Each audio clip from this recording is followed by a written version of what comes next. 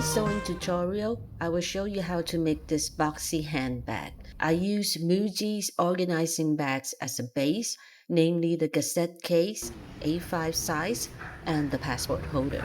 You see that it is sewn very neatly with all the pockets and zippers, even the key ring. Everything's done.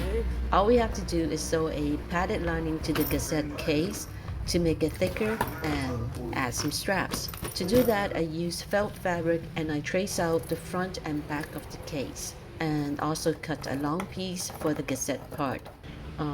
This long piece I divided into two just in case I need to adjust the length. For the lining, I use cotton scrap fabric and also iron-on interfacing, the stiff kind, just for the front and back pieces. So I take the felt on the case cover. You have to be careful about using pins here because this fabric is made from polyethylene, and if you poke a hole in it, it will just stay there forever.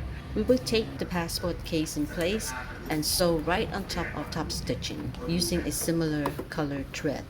If you look closely at the passport case, you see the top stitching, this line of top stitching on the bottom and sides area, and sew right on top of this top stitching.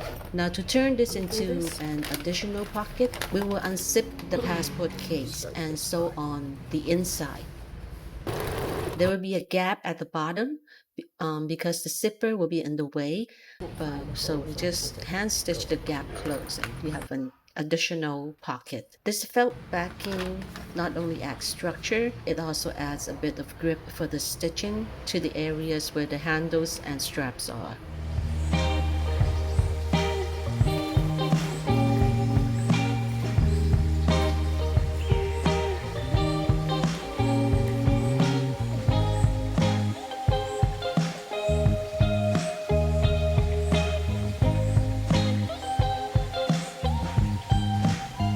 Sew this part and just flip it.